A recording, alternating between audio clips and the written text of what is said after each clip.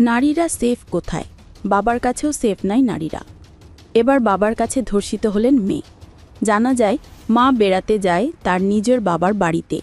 মঙ্গলবার রাতে যখন বাবাকে ভাত দিয়ে নিজে ভাত খেয়ে শুয়ে পড়েন, তখনই পাষণ্ড বাবা তার রুমে এসে তার সাথে অদ্ভুত আচরণ করতে থাকে এবং মেয়েকে একসময় ধর্ষণ করে অভিযুক্ত বাবা।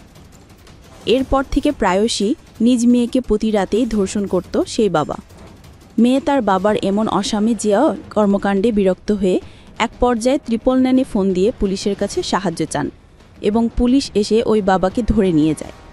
এমন এক ন্যাক্কারজনক ঘটনাটি ঘটেছে চট্টগ্রামের সীতাকুণ্ড উপজেলার একটি গ্রামে। বাবার কাছে ধর্ষিত হবার পরে এখন হসপিটালে চিকিৎসারত অবস্থায় রয়েছেন মেয়ে। Tanzina Tabassum, news desk.